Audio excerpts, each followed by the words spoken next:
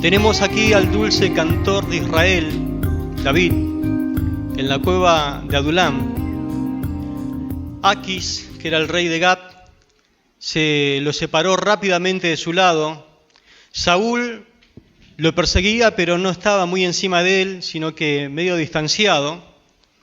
Y hay momentos que ni los carnales, ni aquellas personas que son mundanas, te quieren a su lado.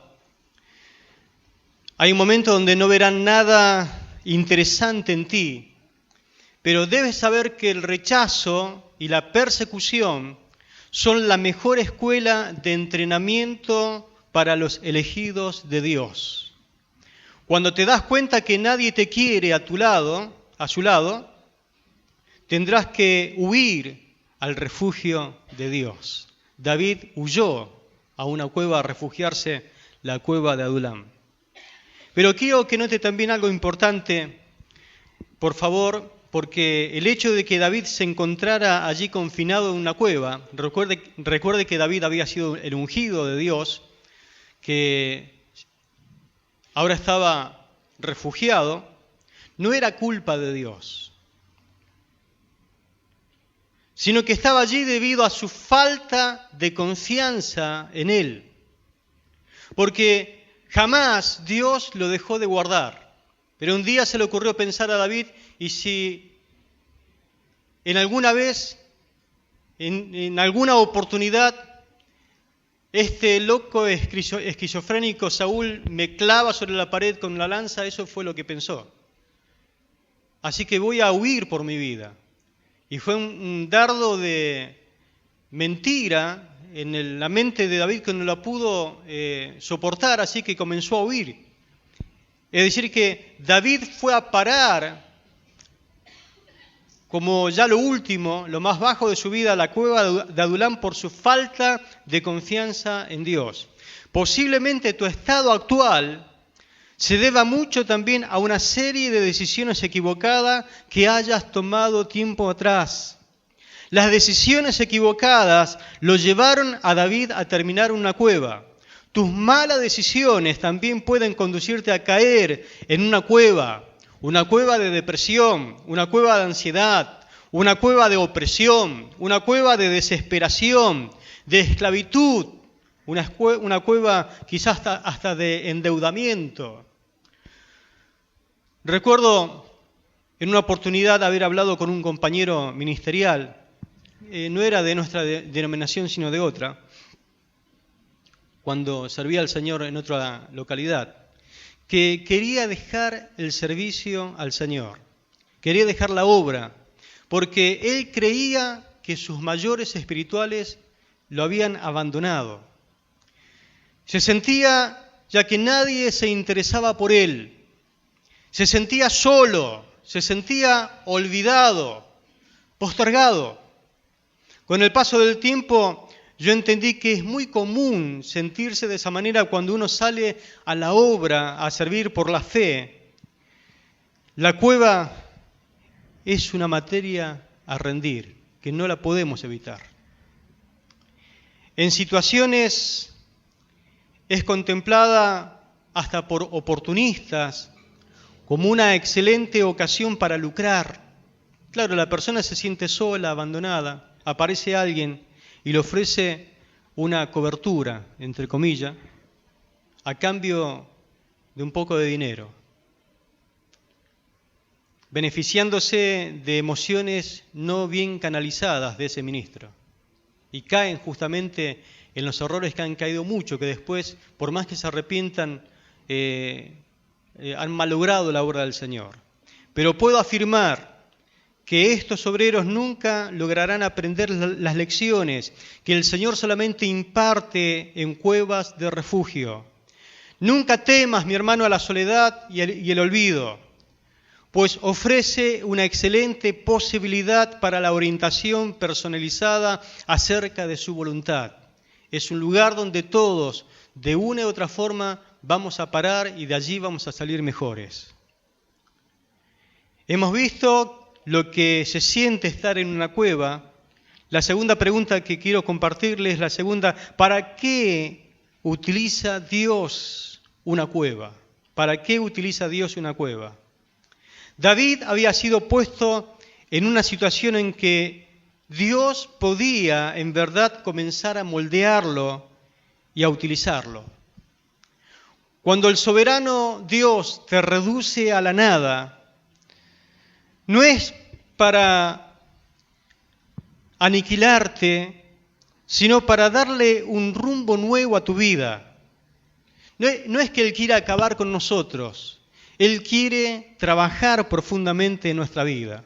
Desde el punto de vista humano, te dicen, mira, has perdido esto y aquello, has causado esto y aquello, has arruinado esto y lo otro. Es como que quieren acabar con tu vida. Pero desde el punto de vista de Dios, dice, no, ahora por fin estás en la cueva, pero este no es tu fin. Es el comienzo de algo importante, de algo significativo en tu vida. Eso significa que ahora, de ahora en más, vas a reorientar tu vida. Ahora es el tiempo de comenzar algo nuevo en tu vida, en tu ministerio. Y es precisamente eso lo que hace David. David no solamente le informa a Dios de su situación y a nadie más. David no pone un cartel enorme diciendo, desen cuenta, por favor, el ungido de Dios está deprimido, está solo, es triste, no tiene ni para comer, está abandonado, está postergado en esta cueva. David no hace eso. David solamente ora a Dios y le cuenta acerca de su situación en el Salmo 142. Y Dios comienza a ordenar las cosas, porque ¿cuántos saben que Dios escucha la oración? Y responde. Así que vea lo que Dios comienza a hacer, es como que Dios jugando al ajedrez comienza a mover las piezas del tablero donde corresponde para hacer la jugada estratégica.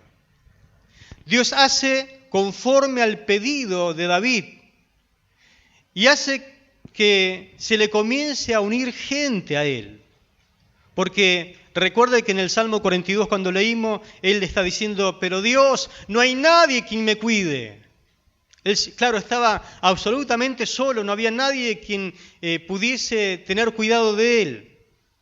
Y los primeros en unirse, según el versículo 1, dice la palabra, y cuando sus hermanos y toda la casa de su padre lo supieron, vinieron allí a él. Los primeros en unirse a David fueron su padre, que lo había ignorado, inclusive cuando Samuel fue a ungir a un rey y le dijo, preséntame a tus hijos, que dentro de tus hijos está el futuro rey. Llamó a todos los hijos, los pasó delante de Samuel y dice Samuel, pero no hay otro porque no, Dios me dice que no está acá el ungido. Cierto, tengo uno allá, pero está cuidando las ovejas en el campo. Bueno, llámalo porque hasta que él no venga no vamos a terminar esta ceremonia. Y cuando lo llamó, era el ungido del Señor. El que el padre ignoraba, el que la familia lo tenía postergado, como el que tenía que estar cuidando las ovejas del padre, el que no daba las condiciones para estar en una fiesta espiritual donde Dios iba a ungir a un rey. Sus hermanos vinieron a él, que lo habían desestimado cuando ellos estaban en el frente de batalla. Dijeron, ¿a qué venís acá a la guerra? ¿Venís a presumir? ¿A qué venís? Lo trataron mal. Esa gente es la que le une Dios en la cueva a David. Su padre y sus hermanos. Y añade el texto y dice, toda su parentela. Cuando uno está en la cueva, cuando estamos nosotros en la cueva, créame que no queremos tener cerca a nadie para atender. No podemos soportar estar con gente. De repente Dios dice, así que te sentís solo, bueno, te voy a mandar a tu papá y a tus hermanos y a todos tus parientes.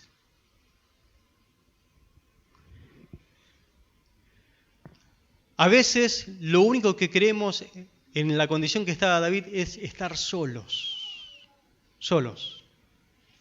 Aunque no querramos reconocerlo públicamente, nos sentimos que no estamos en condición de atender a nadie. Pero aunque David no quería, porque él se sentía postergado, solo, abandonado, Dios le trajo a su lado no solamente a su padre, sus hermanos y su pariente, sino que el versículo 2 nos dice también que le fue añadiendo otro tipo de personas, dice la palabra. Y se juntaron con él todos los afligidos y todo el que estaba endeudado y todos los que se hallaban en amargura de espíritu. Es decir, 3 clases de personas bien definidas según la palabra del Señor. Vea este grupo, por favor. Todos los oprimidos, según la escritura en hebreo directamente, del original, eran personas como que estaban bajo presión, personas bajo estrés. Esa es la gente que Dios le pone al lado a David. Dice, todos los endeudados. Estos eran personas que habían tomado préstamos con intereses y según el texto en el original es como que dice que tenían un número elevado de acreedores. Eran personas que literalmente no podían pagar sus deudas. Y también se le añaden todos los amargados de espíritu. Yo sé que usted no quiere estar al lado de una persona amargada de espíritu. Son pesados, son muy pesados, son insoportables. Pero estas personas amargadas de alma, de espíritu, estaban así porque habían sido agraviados y maltratados. ¿Por qué? Porque ¿cuál era la situación? Si uno tiene que ver el contexto histórico de aquel tiempo, la nación estaba sufriendo las consecuencias de un mal gobierno. Recuerde que el que gobernaba era Saúl. El gobierno estaba a cargo de un loco sujeto a depresiones y estaba poniendo impuestos demasiado pesados para el pueblo y los estaba maltratando al punto de que no podían soportar más y ellos tenían que dejar todo, su casa, su familia, y tenían que huir. Esa era la situación que vivía esa gente.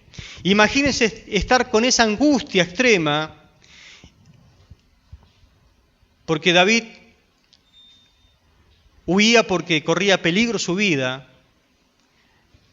Saúl desplegó todo su ejército y no quería otra cosa que matarlo. Él estaba en una angustia extrema y de repente tener que soportar a papá, a los hermanos, a toda la parentela y a 400 personas apiñadas en una cueva, afligidos en extremo. Porque una cueva para una persona por ahí anda bien, pero imagínense 400 personas apiñadas en ese lugar. Pero Dios está obrando a pesar de que David no se da cuenta. ¿Cuántos saben, mis hermanos, que Dios obra a pesar de que uno no se da cuenta? ¿Sí? Le está dando un nuevo rumbo a su vida. No había David alcanzado a acomodarse en la cueva que Dios le envía a sus familiares y después a 400 personas que inmediatamente ellos lo reconocen como su líder.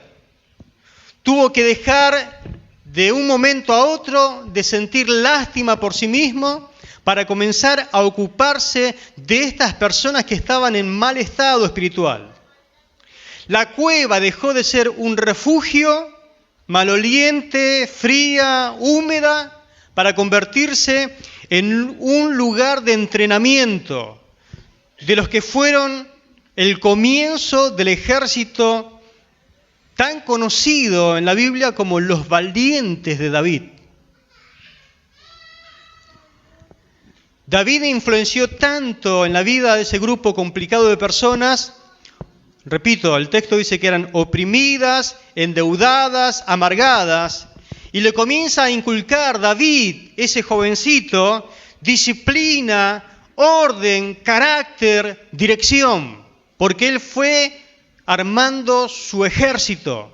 Los convirtió en guerreros extremadamente valientes en batallas, ministros de su futuro gabinete, porque David de ahí a un tiempo iba a llegar al poder, así que los fue entrenando a ellos.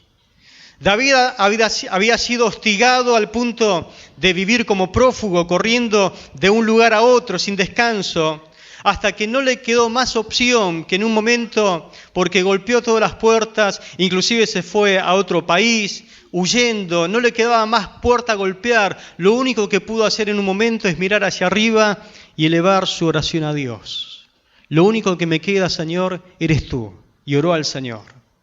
Ya vimos la oración del Salmo 142. Ora al Señor. Cuando hizo eso, Dios lo escucha, le trajo poco a poco esta banda de desconocidos que finalmente demostraron ser las personas más valientes de todo el país de Israel. Fue en un momento en la vida de David muy decisivo y en ocasiones Dios te pone en situaciones similares. ¿Por qué? Porque David tenía que aceptar la situación y utilizarla de la mejor manera posible. Dios lo pone en esa situación que si había de estar en una cueva, bueno, entonces que sea así, aceptó esa situación, no me queda otra porque no hay otro lugar.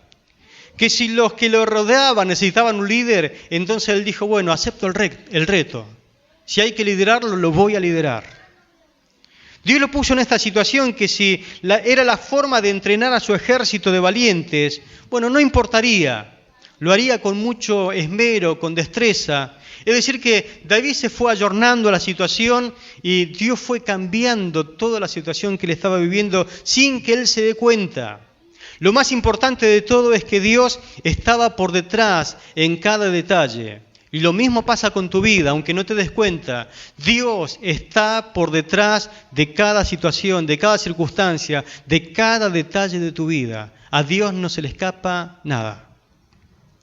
Él había planificado todo.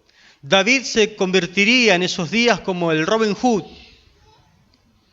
Su refugio fue el duro desierto de Judea, con sus montañas, sus cuevas profundas, con sus vados, con sus valles. Allí capacitó a ese grupo de inconformistas, descontentos, que discrepaban con todo. ¿Quieres saber cómo se sentía David en esos días, en esa situación? Acompáñeme por favor al Salmo 57, porque él en esa circunstancia, en esa situación, nunca deja de buscar a Dios. Al contrario, la presión hace de que él busque a Dios y esa búsqueda se transforma en canciones, que hoy la tenemos como una canción guiada, inspirada por el Espíritu Santo. Mire lo que dice el Salmo 57. Ten misericordia de mí, oh Dios, ten misericordia de mí, porque en ti ha confiado mi alma. ¿Se acuerda que le dije por qué fue a parar allí David? Por la falta de confianza en Dios. Y ahora le dice, ten misericordia de mí, porque en ti ha confiado mi alma. Por eso le gustaba tanto Dios a David, porque era sincero, porque se daba cuenta de las lecciones que tenía que aprender. Y él pensó en un momento, estoy acá por mi falta de confianza, bueno, ahora voy a revertir la situación, voy a volver a confiar en Él. Ten misericordia de mí. Y en la sombra de tus alas me ampararé. Antes creyó que Dios no lo cuidaba, que Dios había olvidado de él, pero ahora dice, en la sombra de tus alas me ampararé hasta que pasen los quebrantos. Clamaré a Dios Altísimo, al Dios que me favorece. Él enviará desde los cielos y me salvará de la infamia del que me acosa. Ahí aparece entre líneas Saúl, ¿no? Mi vida está entre leones. Ahí aparecen los que se le arrimaron a David, los que Dios le puso al lado. Esos que estaban oprimidos, esas personas malhumoradas, terrible, ¿no? Dice, mi vida está entre leones, estoy echado entre hijos de hombres que vomitan llamas. No sé si me sigue. La forma de hablar de estos hombres era como que vomitaban llamas, prendían fuego cuando ellos hablaban. Sus dientes son como lanzas y saetas, y su lengua espada aguda. Es decir que estos hombres, aparte de ser valientes, muy valientes, entrenados para la guerra, eran terribles en su forma de hablar, de manifestar su hastío, de decir las cosas, ¿no? Pero dice el verso 5, exaltado seas, oh Dios, sobre los cielos, sobre la tierra sea tu gloria. Red han armado a mis pasos, se ha abatido mi alma, hoyo han cavado delante de mí, en medio de él han caído ellos mismos. Pronto está mi corazón, oh Dios, mi corazón está dispuesto, cantaré, trovaré salmos. Despierta, oh alma mía, despierta, salterio y arpa me levantaré de mañana. Te alabaré entre los pueblos, oh Señor, cantaré de ti entre las naciones, porque grande es hasta los cielos tu misericordia y hasta las nubes tu verdad. Exaltado seas, oh Dios, sobre los cielos, sobre toda la tierra sea tu gloria. Gloria al Señor. No hay situación, no hay circunstancia que pueda privarme de alabar el glorioso nombre del Señor. Amén. Termina ese salmo allá arriba. Recuerde que estaba en lo más bajo de su vida. Pero ahora, de rodillas, le dice, ten misericordia. David está orando y mira hacia los costados, ve terribles personas que hay que transformarla, pero dice, Dios, yo sé que estás conmigo. Mi confianza ha vuelto a reponerse en ti, estoy refugiado, sé que lo que han planificado contra mí, ellos mismos caerán en su trampa. Así que lo exalta y lo exalta y lo exalta al Señor. La forma más grande de exaltar al Señor es hacerse más chiquito delante de Él. Amén. ¿Cómo se sentía David? Salmo 34. Salmo 34 es otro salmo también escrito en esa situación. Dice, bendeciré a Jehová en todo tiempo. Su alabanza estará de continuo en mi boca. En Jehová se gloriará mi alma, lo oirán los mansos y se alegrarán. Engrandeced conmigo y exaltemos aún a su nombre. Y quiero que usted note algo, cómo él comienza a ministrar a la gente que tiene al lado. Note cómo él los comienza a transformar por la guía y la influencia del Espíritu Santo de Dios. Porque él dice, bueno, Dios, si me enviaste esta gente tiene que ser transformada, la voy a influenciar para bien. Si Dios muchas veces te manda gente cuando la estás pasando mal, es porque Él quiere que la influencie para bien, que la transforme, que ellos vean en tu vida un cambio, que vean algo digno de imitar. Por eso Él dice, escuchen, mírenme, fíjense, busqué a Jehová y Él me oyó. Y me libró de todos mis temores. Escuchen, ustedes que están oprimidos, desvalidos, que están amargados, los que miraron a Él fueron alumbrados y sus rostros no fueron avergonzados. Ustedes dicen que tienen necesidad, que no tienen cómo pagar, que no tienen para darle de comer a sus hijos. Escuchen, este pobre clamó y le oyó Jehová y lo libró de todas sus angustias. El ángel de Jehová acampa alrededor de los que le temen y los defiende. Gustad y ved qué bueno Jehová, dichoso el hombre que confía en él. Temed a Jehová, vosotros sus santos. Escuchen, pues nada falta a los que le temen. Pues nada falta a los que le temen. Le está diciendo, teman a Dios, porque los que le temen a Dios, Él se hace cargo, nada falta a aquellos que le temen. Los leoncillos necesitan, vio que recién decía que ellos eran como leones. Bueno, los leoncillos, sus hijos, necesitan y tienen hambre, pero los que buscan a Jehová no tendrán falta de ningún bien. Venid, hijos, oídme, el temor de Jehová os enseñaré. Ya eran como sus hijos espirituales, ¿no? ¿Quién es el hombre que desea vida, que desea muchos días para ver el bien? Y ahí va directamente a la forma de hablar de ello. Fíjese cómo ustedes hablan. Guarda tu lengua del mal y tus labios de hablar engaño. Apártate del mal y haz el bien. Busca la paz y síguela. Una serie de consejos para que ellos cambien de vida. Si ustedes ponen por obra esta palabra, no solamente van a ser los más valientes del reino futuro, van a ser personas que agraden a Dios. Los ojos de Jehová están sobre los justos y atento sus oídos al clamor de ellos. La ira de Jehová contra los que hacen mal, para cortar de la tierra la memoria de ellos. Y nuevamente le insiste con esto: claman los justos y Jehová oye y los libra de todas sus angustias. Cercano está Jehová a los quebrantados de corazón y salva a los contrictos de espíritu. Muchas son las aflicciones del justo. Ustedes se quejan, hablan mal, pero escuchen, muchas son las aflicciones del justo, pero de todas ellas le librará Jehová. Amén. Así que le va predicando con su testimonio, con lo que él experimentó, con lo que él vivió. Lo puede ver al cambio. David estaba hecho pedazos, en una cueva, postergado. Llegó ahí, dijo, bueno, seguramente llegó mi fin. No, era el comienzo de algo, ¿no? Él va produciendo un cambio en la vida de ellos como un líder de esos terribles personajes, ¿no?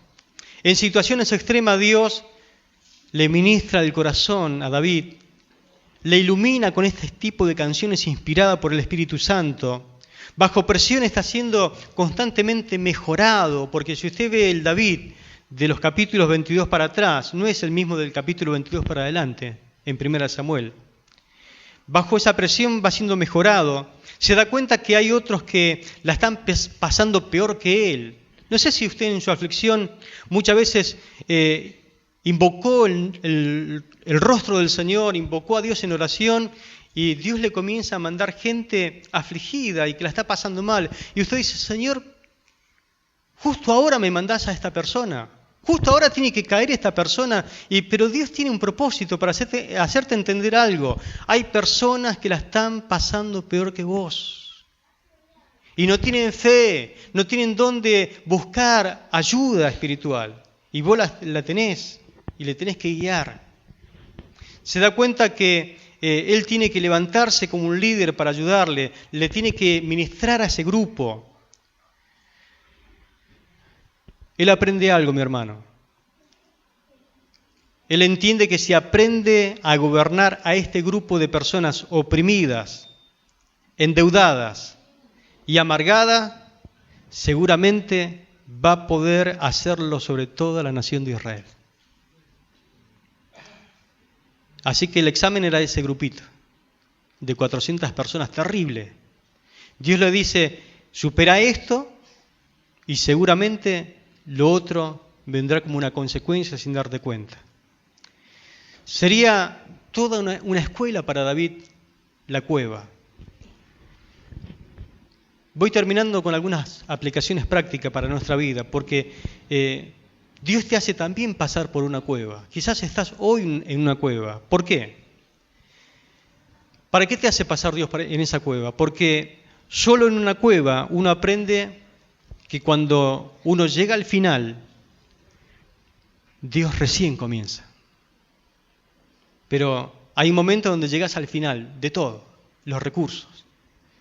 No hay nadie a tu lado. Ya no hay puerta que tocar.